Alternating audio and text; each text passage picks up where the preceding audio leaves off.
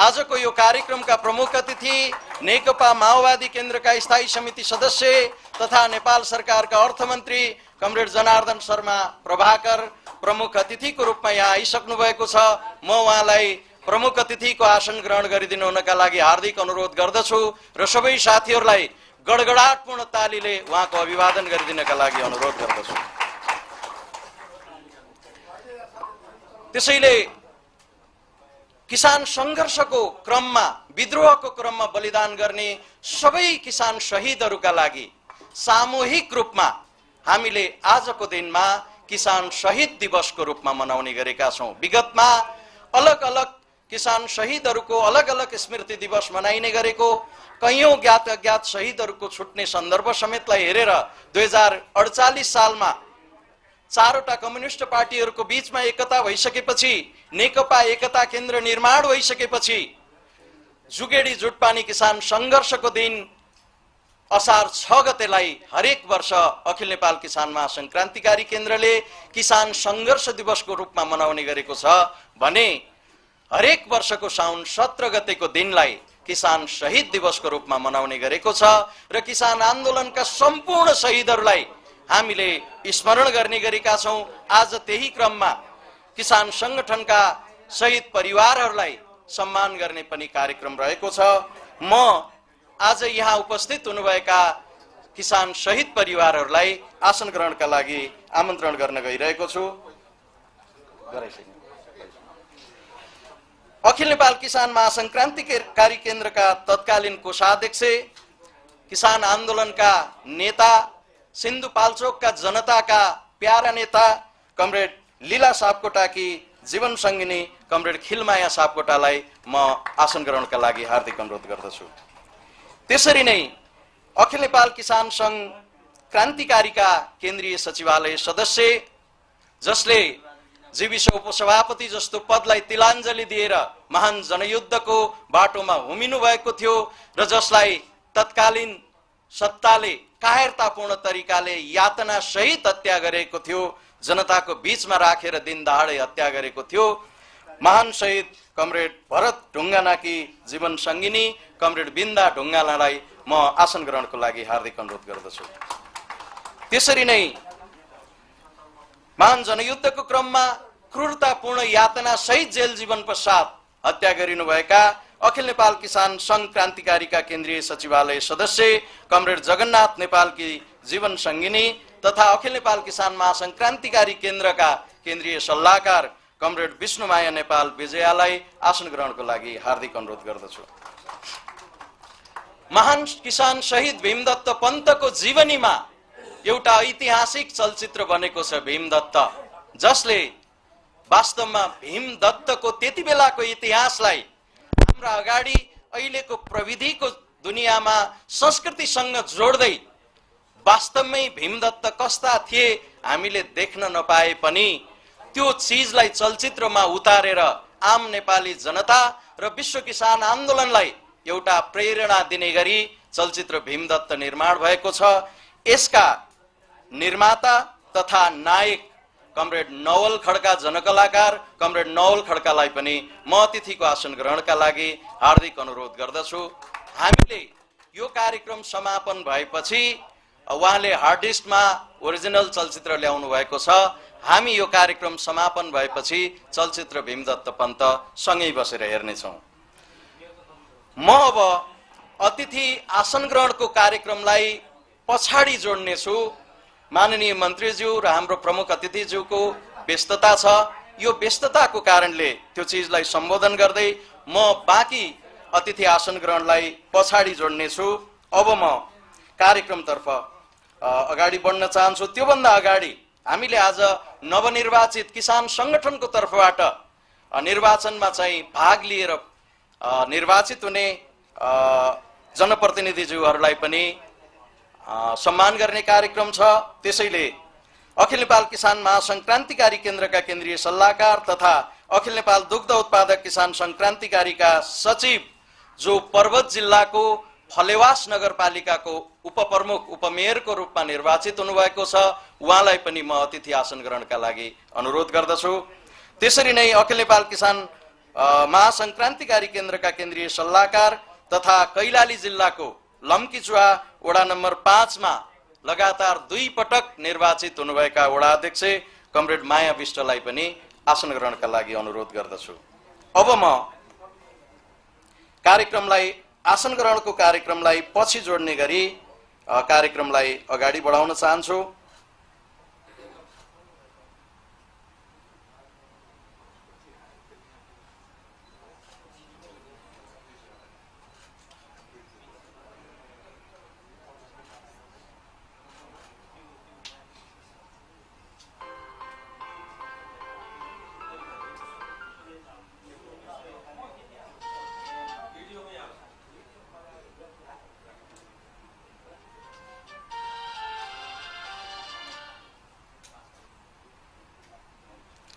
अब म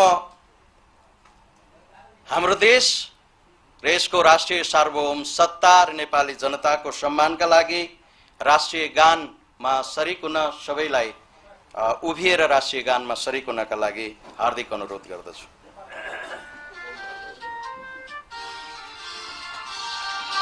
सयौं थुङ्गा फुलका हामी एउटै माला नेपाली, सार्वभौम भई फैलिएका मेची महाकाली। सयौं थुङ्गा फुलका हामी एउटै माला नेपाली, सार्वभौम भई फैलिएका मेची महाकाली। प्रकृतिका कोटि कोटि सम्पदाको आँचल, वीरहरूका रगतले स्वतन्त्र र अटल। ज्ञान भूमि शान्ति भूमि तराई पहाड हिमाल, अखण्ड यो प्यारो हाम्रो मातृभूमि नेपाल। बहुजाति भाषा धर्म संस्कृति छन् विशाल, अग्रगामी राष्ट्र हाम्रो जय जय नेपाल। धन्यवाद।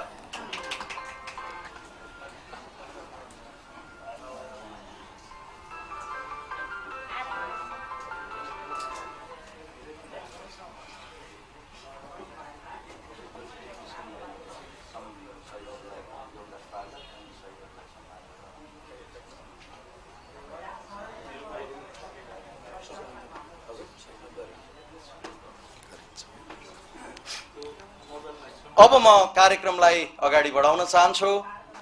मैले अघि पनि यो कार्यक्रमको सन्दर्भमा भनिसकेको छु। आज 2079 साउन 17 गते महान किसान शहीद भीमदत्त पन्तको हत्या भएको 69 वर्ष पूरा भएको छ। उहाँ सहित नेपाली किसान आन्दोलनमा नेपाली किसान संगठनसँग जोडिएर नेपाली किसान आन्दोलन संघर्ष विद्रोहहरू ऐतिहासिक जनआन्दोलनहरू र 10 वर्षे महान जनयुद्धको क्रममा शहादत प्राप्त गर्ने सम्पूर्ण किसान शहीदहरूका साथै सबै वर्गीय मुक्ति आन्दोलन र राष्ट्रिय मुक्ति आन्दोलनमा शहादत प्राप्त गर्ने सबै शहीदहरूको सम्मानमा सबैलाई उभिएर 1 मिनेट मौन धारण गरिदिनु हुनका लागि म हार्दिक अनुरोध गर्दछु। सुरु।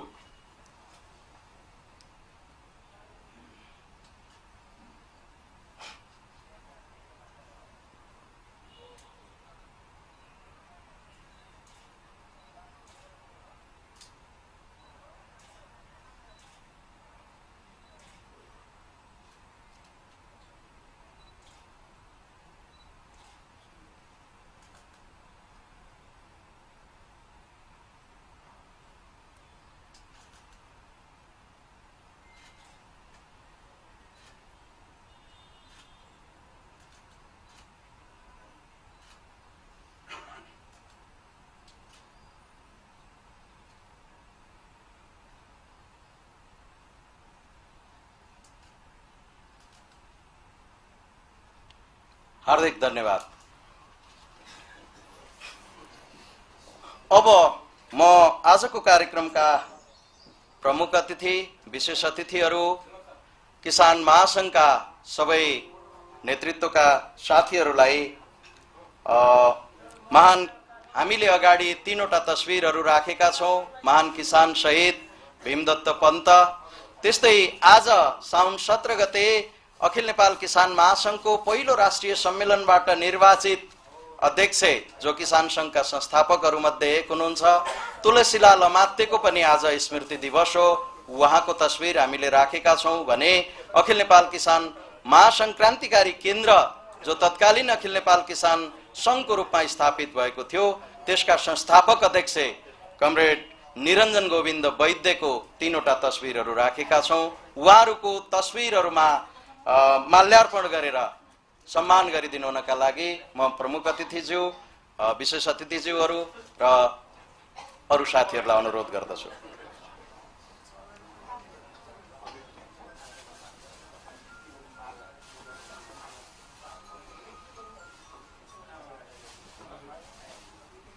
ए रामचन्द्र यसबाट फोटो हेर्नुहोस्। 2078 पासपोर्ट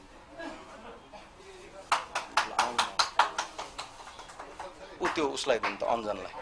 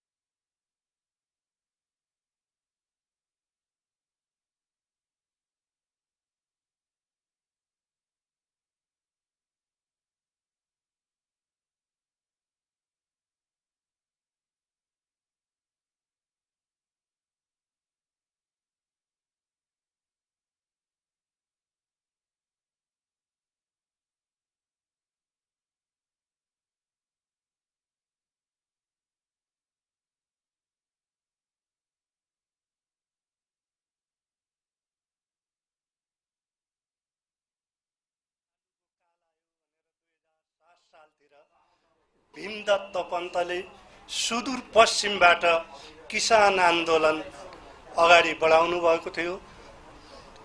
उहाँको 2010 साल साउन 17 गते विभत्स तरिकाले हत्या भएको थियो। उहाँकै सम्झनामा र किसान शहीदहरूको सम्झनामा हामी 30औं किसान दिवस अखिल नेपाल किसान महासंक्रान्तिकारी केन्द्रको आयोजनामा हुँदैछ। कार्यक्रमका अध्यक्षज्यू, आजका प्रमुख अतिथि नेपाल कम्युनिस्ट पार्टी माओवादी केन्द्र र नेपाल सरकारका जल्दा बल्दा अर्थमन्त्रीज्यू, संगठनका केन्द्रीय निर्वाचन आयोगका अध्यक्ष, पार्टीका केन्द्रीय सदस्य तथा इन्चार्ज, किसान विभिन्न तहमा बस्नुभएका किसान कमिटीका सहयोद्धा सदस्य कमरेडहरू र पत्रकार मित्रहरू, शहीद परिवारका सदस्य मित्रहरू र सहभागी सबै मित्रहरूमा अखिल नेपाल किसान महासंघ क्रान्तिकारी केन्द्रीय कमिटीको तर्फबाट स्वीकार्नुहोस् क्रान्तिकारी अभिवादन। भीमदत्त पन्तको जन्म 1983 साल डडेलधुराको अमरगढी नगरपालिका कारी गाउँमा भएको थियो। उहाँ सानैदेखि अति बुद्धिमत्ता हुनुहुन्थ्यो। उहाँ नेपाल कम्युनिस्ट पार्टीको त सदस्य हुनुहुन्थ्यो। 2006 सालतिर भारतीय कम्युनिस्ट पार्टीबाट उहाँले उहाँले पार्टीको सदस्यको नेपाल कम्युनिस्ट पार्टीको सदस्यता प्राप्त गर्नुभयो। त्यसपछि नेपालमा पार्टीको सदस्य प्राप्त गर्नको लागि काठमाडौँ आउनुभयो। काठमाडौँका तत्कालीन नेताहरूले तपाईहरू काम गर्दै रहनुहोस्, त्यसपछि तपाईलाई कम्युनिस्ट पार्टीको सदस्यता दिइन्छ भनेर तत्कालीन केन्द्रीय नेताहरूले भन्दा भीमदत्त पन्त सुदूर पश्चिममा गएर एउटा आन्दोलनको सुरुवात गर्नुभयो। कि त जो तलो कि त छोड थलो, यति गरेन भने हुने छैन भलो भनेर नाराका साथ अगाडि बढ्नुभयो। त्यसपछि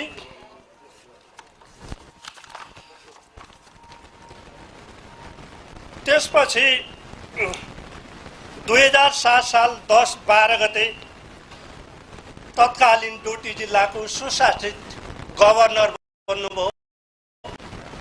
त्यसपछि मोहनबहादुर सिंह नेपाल सरकारले गभर्नर पठाइसकेपछि उहाँ स्वतः निष्कासन हुनुभयो। त्यसपछि 2009 साल वैशाख 1 गते डोटीको तत्कालीन डोटी अहिलेको डडेलधुराको सहभोज गर्नुभयो। त्यहाँ दलितहरू सबै मिलेर सहभोज गर्नुभयो। त्यसपछि 2009 साल कार्तिक 12 गते भीमदत्त पन्त धनगढी कारागार जेलमा बस्नुभयो। त्यसपछि 2009 साल चैत्रतिर लामो अनसन बसेर त्यसपछि कारागारबाट रिहाई हुनुभयो। त्यसपछि 2010 साल असाढ 18 गते एउटा किसानको फौजी दस्ता तयार गर्नुभयो। त्यसपछि ब्रह्मदेव कब्जा भयो। त्यतिखेर त्यहाँ सुब्बा जयदेव भट्ट भन्ने थिए। उनले के गरेका रहेछन् त भन्दा सुदूरपश्चिमका पहाडी जिल्लाहरूबाट चेलीहरू पारी अर्थात् भारततिर जान लाग्दा कालीको 4 आना गोरीको 8 आना करसम्म लिएका थिए। नुनको सटे चलाइदिएका थिए। अनि त्यही सङ्घर्ष मार्फत त्यहाँका खाद्यका गोदामहरू कब्जा गरेर त्यहाँका जनताहरूलाई बुझाएका थिए। त्यसपछि 2010 3 गते अहिलेको बेलौरी सुदूरपश्चिमको बजार त्यो थियो। त्यो बजार पनि त्यहाँका भारतीय व्यापारीहरूले धेरै जसो कालो बजारी अनि खाद्य सङ्कट सबै सङ्कटहरू उत्पन्न गरेर धेरै चर्को भाउमा बिक्री गर्दा त्यहाँ पनि कब्जा गरे। त्यतिखेर के भयो त भन्दाखेरि नेपाल सरकार तत्कालीन नेपाल सरकारले नेपाली फौज पठायो। भारतबाट पनि भारतीय सेनाहरूसँग गुहार माग्यो। गुहार मागिसकेपछि भीमदत्त पन्तको ग्रुप डोटीतिर लाग्यो। अनि 2010 साल साउन 5 गतेका दिन डोटीको गुडर बजार कब्जा गरी त्यहाँका केही साहु महाजनहरूलाई कब्जा गर्यो। त्यसपछि भीमदत्त पन्तको टिम गल्लेक बास बस्नु पुग्यो। गल्लेकबाट केही आफ्ना साथीहरूलाई कता के भइरहेको छ भनेर आइएनटी पठाइयो, अर्थात् बुझ्न पठाइयो। एकजना लालबहादुर हमजाली भन्ने भीमदत्त पन्तकै मितले सुराकी गर्दा भीमदत्त पन्तको 2010 साल साउन 10 गते गल्लेकमा हत्या गरियो। अनि भीमदत्तको पन्तको टाउको 3 दिनसम्म डडेलधुरा लगेर डडेलधुराको अमरगढी नगरपालिकाको किल्लामा लगेर 3 दिनसम्म बाँसमा टाउको राखेर गाडेर टङ्ग्याइयो। टाउकोलाई त शहादत पनि गर्न दिएन, बाँकी रहेको शरीरलाई पनि शहादत गर्न दिएन। त्यसपछि भीमदत्तको श्रीमती हरिद्वार गएर भीमदत्त पन्तको अन्तिम क्रिया त्यहाँ गर्न पुग्नुभयो। सहभागी मित्रहरू, भीमदत्त पन्तको आन्दोलन पछि नेपालमा धेरैचोटि परिवर्तन भयो। 2007 सालतिर परिवर्तन भयो, 2046 परिवर्तन भयो, 2062 परिवर्तन भयो। अहिलेसम्म पनि किसानको हालत उही छ। नेपाली युवाहरू विदेशमा बिक्री भइराखेका छन्। अहिले नेपालमा पनि के भएको छ त भन्दाखेरि यो वित्तीय पुँजीले गर्दा यहाँ आजको प्रमुख अतिथि पनि महान जनयुद्ध आन्दोलनका कमान्डर र नेपाल सरकारको अर्थमन्त्री पनि यतै हुनुहुन्छ। अहिले देशभरि के भएको छ भने वार्षिक 1000 जति आइमाई यो लघु वित्तीय कार्यक्रमले गर्दा आत्महत्या गर्न बाध्य भएकी छन्। हजारौं महिलाहरू लघु वित्तको कार्यक्रमले गर्दा भारतका गल्ली गल्लीमा भाँडा मार्दै हिँड्न बाध्य भएकी छन्। त्यस्तै हजारौं महिलाहरू अहिले पनि बेघर भएर पश्चिमको काठमाडौँ आएका छन्, पूर्वको पनि काठमाडौँ आएका छन्। यहाँ पनि नारकीय जीवन बिताइरहेका छन्। छ कस्तो त भन्दाखेरि यहाँ 16% नेपाल सरकारले ब्याज तोकेको छ, तर 30 देखि 36% पनि ब्याज लिएको छ। जहाँसम्म उहिलेको साउ अर्थात् सुब्बा जयदेव भट्टको भन्दा पनि कम ज्यादती गरेको छैन। म किसान सङ्गठन मार्फत स्वयं भुक्तभोगी भएको नाताले पनि नेपाल सरकार अर्थ मन्त्रालयले यसलाई कन्ट्रोल गरोस् भन्ने अनुरोध गर्दछु। अर्को कुरो, किसान नेपालको आन्दोलन विगतबाट आजसम्म किसानहरूकै आन्दोलन हो। चाहे मकै खेतीको कुरा गर्नुहोस्, चाहे जुगेडी जटपानीको कुरो गर्नुहोस्, चाहे बर्दियाको आन्दोलनको कुरा गर्नुहोस्, चाहे सुदूरपश्चिमको कुरा गर्नुहोस्, किसान सङ्गठनबाटै किसान आन्दोलनबाटै सबै आन्दोलन अगाडि बढेका छन्। तसर्थ यहाँ हाम्रो निमन्त्रणालाई स्वीकार गरी आउने यहाँको प्रमुख अतिथि र सहभागी सबैलाई स्वागत गर्दै आफ्ना 2 शब्द यही अन्त्य गर्छु। हवस्, क्रान्तिकारी अभिवादन। धन्यवाद कमरेड अगस्त अधिकारीज्यूलाई।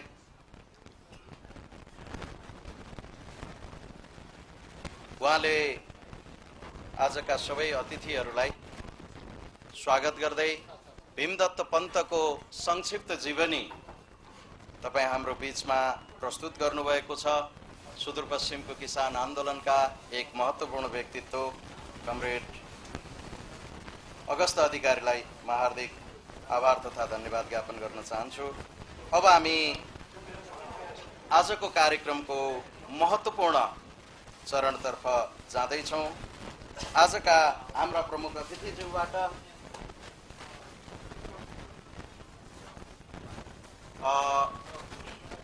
शहीद परिवारहरूलाई सम्मान गर्ने कार्यक्रम छ। त्यसका लागि म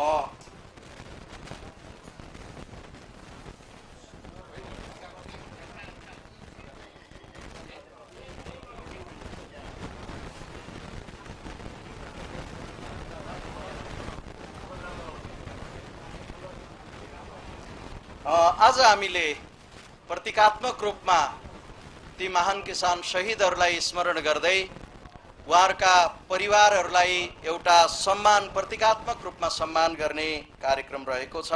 त्यसका लागि अखिल नेपाल किसान महासंघ क्रान्तिकारीको केन्द्रीय तहमा रहेर काम गर्नुभएका र शहादत प्राप्त गर्नुहुने हामीले केही शहीद परिवारहरूलाई निमन्त्रणा गरेका छौँ। हामीले विगतमा पनि महान शहीद भीमदत्त पन्तका परिवारहरू सहित अरू किसान शहीद परिवारहरूलाई सम्मान गर्ने निरन्तर कार्यक्रम गरिरहेका थियौँ र यसपटक हामीले त्यस्ता कार्यक्रमहरूलाई सङ्गठनात्मक रूपमा आन्तरिक रूपमा गर्ने गरेकोमा अब कतै भीमदत्त पन्तहरूको बलिदानलाई फेरि सम्झनु पर्ने, अब प्रतिक्रियावादीहरूको जो खालको जालजेल र षड्यन्त्र छ त्यसका लागि फेरि पनि एकपटक भीमदत्तहरूको सङ्घर्षलाई सम्झाउनु पर्ने बेला भएको हुनाले आज यो संवाद डबली मार्फत राष्ट्रिय मिडियाहरू मार्फत आम जनताको बीचमा त्यो सङ्घर्षको स्मरण गर्नका लागि हामी यसरी कार्यक्रम गरिरहेका छौँ। म आजका प्रमुख अतिथि हाम्रो पार्टी नेकपा माओवादी केन्द्रका स्थायी समिति सदस्य तथा नेपाल सरकारका अर्थमन्त्रीज्यूलाई शहीद परिवारहरूलाई सम्मान गरिदिनु हुनका लागि अनुरोध गर्दछु। अखिल नेपाल किसान महासंघ क्रान्तिकारी का तत्कालीन कोषाध्यक्ष कमरेड लीला सापकोटाकी धर्मपत्नी जीवन सङ्गिनी कमरेड खिलामाया सापकोटालाई दोसल्ला उडाएर सम्मान गरिदिनु हुनका लागि म हार्दिक अनुरोध गर्दछु र गडगाडपूर्ण तालीले अभिवादन गरिदिनु हुनका लागि म सबै साथीहरूलाई पनि हार्दिक अनुरोध गर्दछु। त्यसरी नै अखिल नेपाल किसान संघ क्रान्तिकारीका केन्द्रीय सचिवालय सदस्य कमरेड भरत ढुङ्गानाकी जीवन सङ्गिनी कमरेड बिन्दा ढुङ्गानाज्यूलाई दोसल्ला उडाएर सम्मान गरिदिनु हुनका लागि म प्रमुख अतिथिज्यूलाई हार्दिक अनुरोध गर्दछु।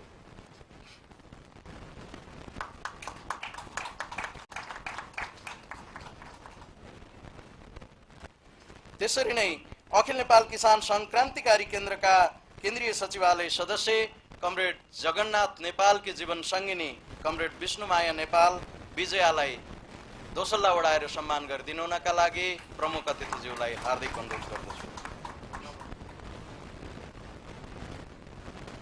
अब यसपछि हामीले महान किसान शहीद भीमदत्त पन्तको जीवनीलाई चलचित्रमा उतारेर नेपाली जनताको बीचमा किसान आन्दोलनको एउटा स्थापित गर्ने काम, भीमदत्त पन्तलाई स्मरण गर्ने काम र प्रेरित गर्ने काम गर्ने जनकलाकार चलचित्र भीमदत्तका निर्माता तथा नायक कमरेड नवल खड्काज्यूलाई सम्मान गरिदिनु हुनका लागि प्रमुख अतिथिज्यूलाई हार्दिक अनुरोध गर्दछु।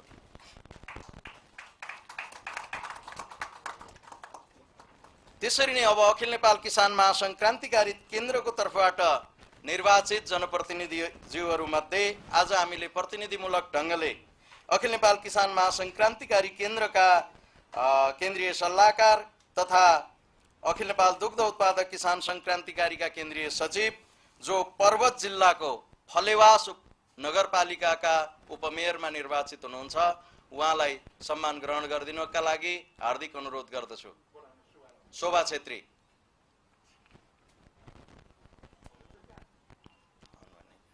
त्यसरी नै अखिल नेपाल किसान महासंघ क्रान्तिकारी केन्द्रको बारा जिल्ला उपाध्यक्ष जो कोल्बी नगरपालिका वडा नम्बर 9 का वडा अध्यक्षमा निर्वाचित हुनुहुन्छ उहाँलाई मञ्चमा आएर सम्मान ग्रहण गरिदिनु हुनका लागि अनुरोध गर्दछु र उहाँलाई सम्मानित गरिदिनका लागि म प्रमुख अतिथिज्यूलाई हार्दिक अनुरोध गर्दछु।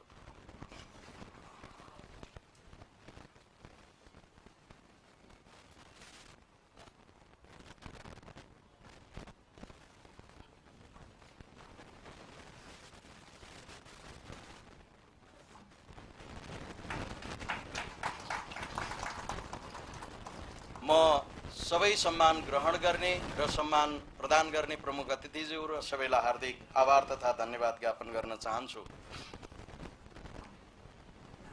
हाम्रो देशमा ठूला ठूला परिवर्तनहरू भए। 7 सालको परिवर्तन, 46 सालको परिवर्तन, 10 वर्ष महान जनयुद्ध, त्यसपछि ऐतिहासिक जनआन्दोलन, संविधान सभाको घोषणा, गणतन्त्र, समानुपातिक समावेशी प्रतिनिधित्व, संघीयता लगायतका थुप्रै परिवर्तनहरू भए। किसानहरू, यो देशका किसान बाहुल्य हाम्रो देशका जनताले अनुभूति हुने गरी यो लामो समयसम्म आफ्नो जीवनमा परिवर्तनको अनुभूति गर्न पाएनन्। हाम्रा बजेटहरू निर्माण गर्ने सन्दर्भमा कहिल्यै पनि किसानहरूलाई केन्द्रमा राखेर बजेटहरू निर्माण भएनन्। कहिल्यै पनि बजेटहरू निर्माण गर्दा अर्थमन्त्रीहरूले किसान सङ्घ संगठनहरूलाई बोलाएर तपाईहरुका धारणा के छन् भनेर कहिल्यै पनि सोध्ने काम भएन। इतिहासमा यसपटक त्यस्तो भयो। माननीय अर्थमन्त्रीज्यूले अखिल नेपाल किसान महासंघ क्रान्तिकारी केन्द्रलाई आफ्ना धारणाहरू राख्न, सुझावहरू दिन अनुरोध गर्नुभयो र हामीले बजेटको सन्दर्भमा हाम्रा सुझावहरू पठायौं। हामीले लामो किसान संघर्षबाट स्थापित गरेका कैयौं मागहरू, 60 वर्ष उमेर पुगेका किसानहरूलाई किसान पेन्सन दिने कुरा, किसानहरूलाई उत्पादन र स्वामित्वका आधारमा किसान परिचय पत्र दिने कुरा, त्यो वर्गीकरण गरेर किसान परिचय पत्र दिने कुरा, त्यो परिचय पत्रका आधारमा वास्तविक किसानहरूलाई अनुदान सेवा सुविधा दिने कुरा, किसानलाई सरकारसँग जोड्ने किसानसँग सरकार कार्यक्रम लगायतका ऐतिहासिक र महत्त्वपूर्ण कार्यक्रमहरू यस पटकको बजेटमा आएका छन्। त्यो हामी किसान संगठन हुनुको नाताले सरकारका गलत क्रियाकलापहरूको सधैँ विरोध गर्ने र सरकारका सही क्रियाकलापहरूलाई खुला हृदयले स्वागत गर्ने गरेका छौं। यस पटक पनि अखिल नेपाल किसान महासंघ क्रान्तिकारी केन्द्रको नेतृत्वमा राष्ट्रिय किसान सञ्जाल मार्फत सबै किसान संघ संगठनहरू बसेर हामीले यो बजेटको खुला हृदयले स्वागत गर्यौं र अखिल नेपाल किसान महासंघ क्रान्तिकारी केन्द्रले यस वर्षको बजेटलाई इतिहासको सबैभन्दा धेरै किसानमुखी बजेट, किसानहरूलाई केन्द्रमा राखेर गरिएको बजेट, कृषिको व्यावसायीकरण, आधुनिकीकरण, सहकारीकरण र सामूहिकरणलाई उत्पादनसँग जोडेर अगाडि बढ्ने कुरालाई महत्त्व दिएको बजेटको रूपमा वक्तव्य नै निकालेर स्वागत गर्यौं। त्यसपछि अतालिएका प्रतिक्रियावादीहरूले विभिन्न चीजहरू बनाएर अर्थमन्त्रीका विरुद्ध आक्षेपहरू लगाउने र त्यो बजेटलाई कार्यान्वयन गर्न नदिने षड्यन्त्र गरे। साहसी ढङ्गले उहाँले प्रश्न उठ्न बित्तिकै इतिहासमा अर्थमन्त्रीहरूको विरुद्ध प्रश्न पहिलो पटक उठेको थिएन। निर्लज्जहरूले कहिल्यै राजीनामा दिन आवश्यक ठानेनन्। बजेट घोषणा हुनुभन्दा अघिल्लो दिन नै कान्तिपुरले विगतमा पनि कुन कुन क्षेत्रमा बजेटको दर के थियो भनेर छाप्ने गरेको थियो। ती प्रश्नहरू संसदमा उठ्ने गरेका थिए, तर ती निर्लज्ज अर्थमन्त्रीहरूले कहिल्यै पनि राजीनामा दिएनन्, किनभने तिनीहरूलाई राजीनामा दिएर हिँडेपछि सत्तामा फेरि पुनरागमन हुन्छ भन्ने कुराको आशा थिएन। उनीहरूलाई आफ्नो पार्टी, संसद र देशप्रति, जनताप्रति भरोसा थिएन।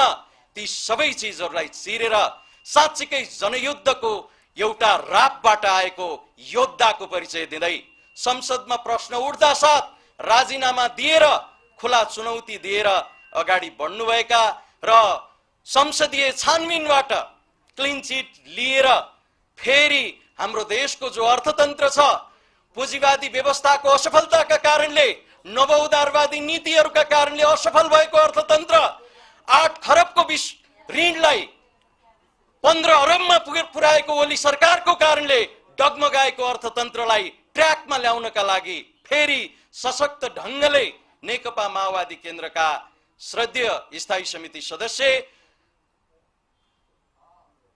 जनार्दन शर्मा प्रभाकरको फेरि नेपाल सरकारमा अर्थमन्त्रीको रूपमा पुनरागमन भएको छ। उहाँको हारेको प्रतिक्रियावादी तत्त्व अझ धेरै बलियो भएर षड्यन्त्रमा लाग्नेछ भन्ने कुरालाई ध्यान दिँदै नेपाली जनताको पक्षमा उहाँ निरन्तर कार्य गर्नुहुनेछ भन्ने आशा र विश्वास गर्दै आजको यो कार्यक्रमलाई महत्त्वपूर्ण रूपमा प्रमुख अतिथिको रूपमा महत्त्वपूर्ण सम्बोधन गरिदिनु हुनका लागि म नेपाल सरकारका अर्थमन्त्री, नेकपा माओवादी केन्द्रका श्रद्धेय स्थायी समिति सदस्य कमरेड जनार्दन शर्मा प्रभाकरज्यूलाई आमन्त्रण गर्दछु। कमरेड जनार्दन शर्मा प्रभाकर।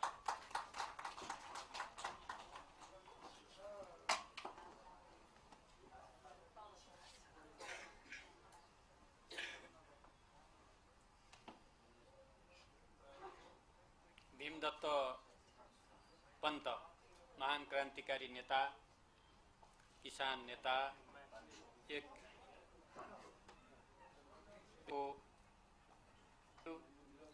आदरणीय देशमा आसित अतिथि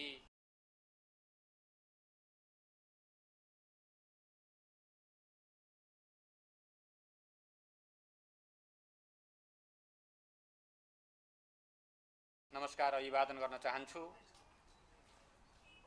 भीमदत्तले देखेको सपना नेपाली जनताको मुक्ति र स्वतन्त्रताको सपना थियो, समानता र भातृत्वको सपना थियो, गरिबी अन्त्यको सपना थियो र एउटा समावेशी समानुपातिक र सामाजिक न्यायको सपना थियो।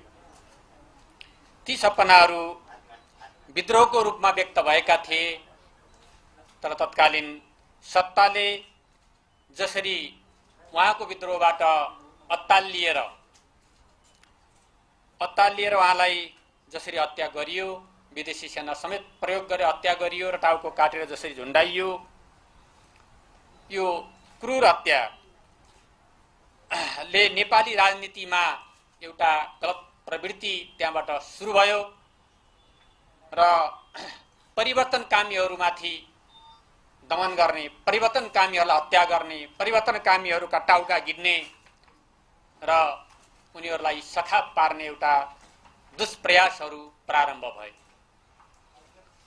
2007 साल हुँदै 8 साल 9 सालसम्म भीमदत्त पन्तले सञ्चालन गर्नको विद्रोह, त्यसको अघि इतिहास यहाँ बताइसक्नु भएको छ।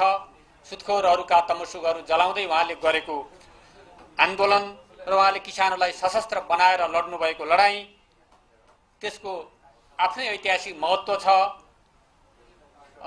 नवलजीले निर्माण गर्नुभएको चलचित्र र अघि वर्णन गरिएको इतिहासको कुरा म यहाँ फेरि दोहोऱ्याइराख्न पर्दैन। 2010 श्रावण 17 गते उहाँको जसरी निर्ममतापूर्वक हत्या गरियो, त्यसले पनि नेपाली राजनीतिमा केही अर्को प्रवृत्तिलाई उजागर गरेको छ। यी दुईटा प्रवृत्तिहरू, ती राजनीतिक क्षेत्रमा दिएका प्रवृत्तिहरूलाई हामीले आजका दिनसम्म पनि बेहोरिरहेको अवस्था छ। त्यसकारणले परिवर्तन चाहनेहरूको टाउको काट्ने दमनकारी राजनीति, दमनकारी सत्ताका विरुद्ध नेपाली जनताले बारबार विद्रोह गरेका छन्, सङ्घर्ष गरेका छन्। त्यसै गरी भीमदत्तको सेरोफेरोमै 2008 सालबाट पाल्पा हुँदै रुकुम र हुम्लासम्म गएर गौडा कब्जा गर्ने कामी बुढा, उहाँ पनि किसान सङ्घकै सदस्य हुनुहुन्थ्यो। म यहाँलाई स्मरण गराउन चाहन्छु, कामी बुढाले पनि शस्त्र सेना निर्माण गरेर गौडा कब्जा गर्नुभएको थियो र उहाँलाई पनि 9 सालमा गिरफ्तार गरिएर 2011 सालमा जुम्लामा निर्ममतापूर्वक हत्या गरिएको थियो। भीमदत्त पन्तले सुरु गरेको आन्दोलनलाई उहाँले साथ दिँदै अझ अगाडि बढाउनु भएको थियो र उहाँको पनि त्यसै नै हत्या भएको छ। इतिहासमा हाम्रा भक्ति थापाहरूको इतिहास हामीले सुनेका छौँ र नेपालको राष्ट्रियताका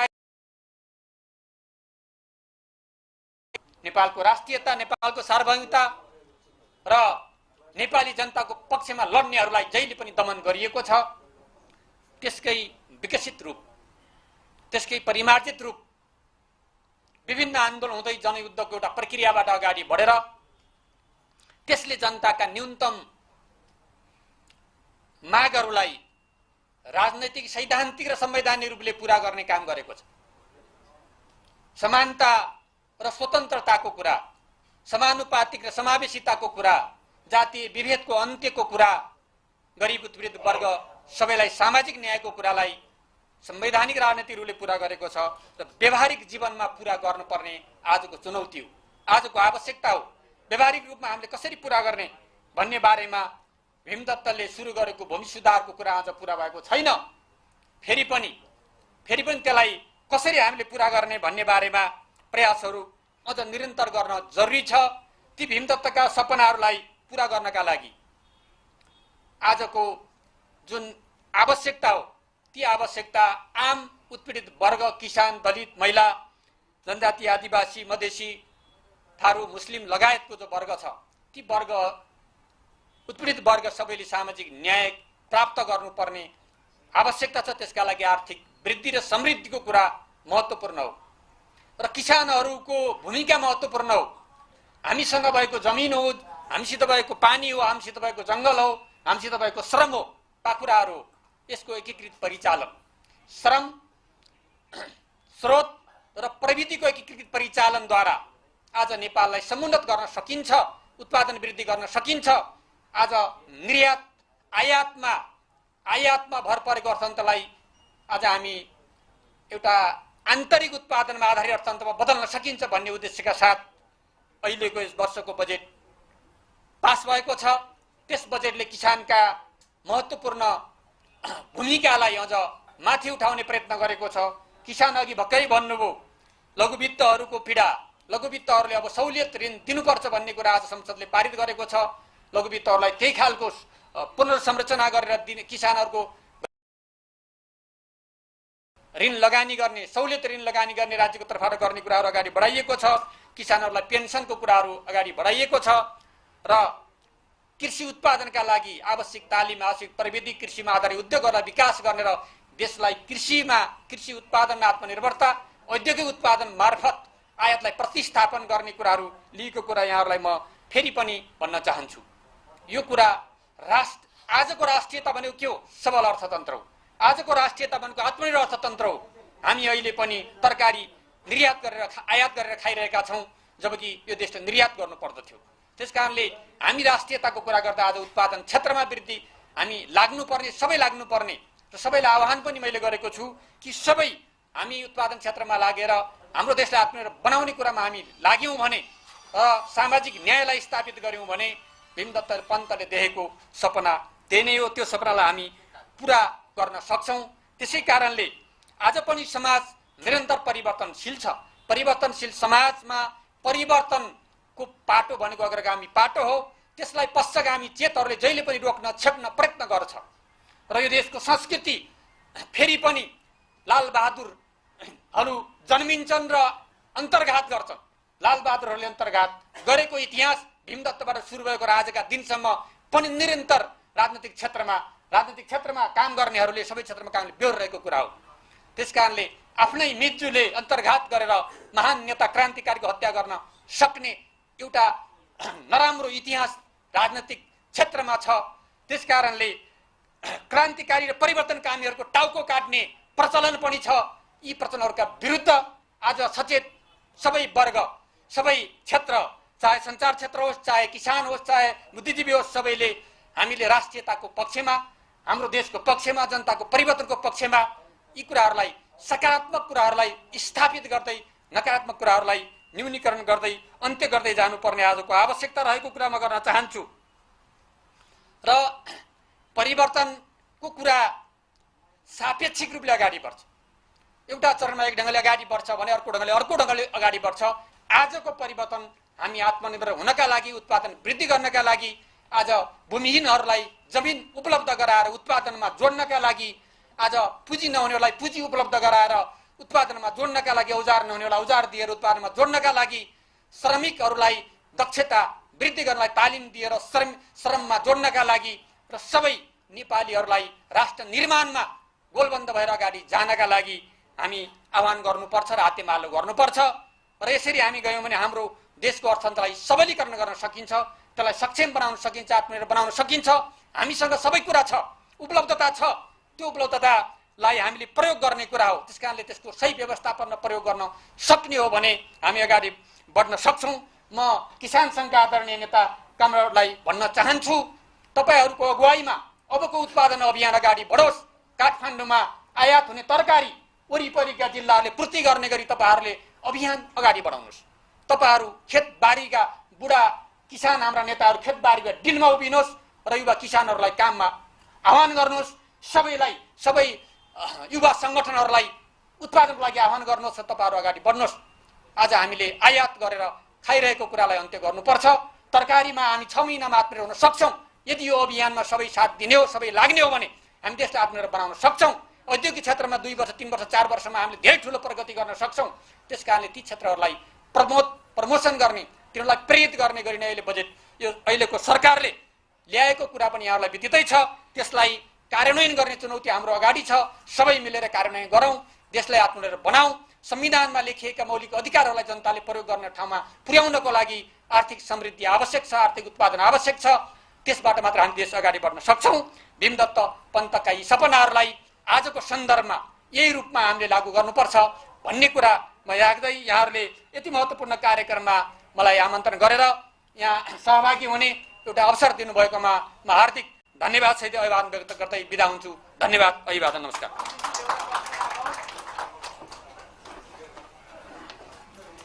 धन्यवाद।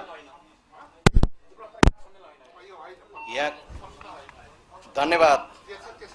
नेकपा माओवादी केन्द्रका स्थायी समिति सदस्य तथा नेपाल सरकारका अर्थमन्त्री कमरेड जनार्दन शर्मा प्रभाकरज्यूलाई उहाँले नेपाली अहिलेको बजेटले कृषिको क्षेत्रमा कसरी अगाडि बढ्न खोजेको छ राख्दै भीमदत्त पन्तको इतिहास, त्योसँग जोडिएको नेपाली किसान आन्दोलनको इतिहासको बारेमा यहाँहरूको बीचमा राखेर जानुभएको छ। यो कार्यक्रम भएको पत्रकार सम्मेलन वा अन्तर्क्रिया नभएको हुनाले म पत्रकार साथीहरूलाई प्रश्न नसोध्न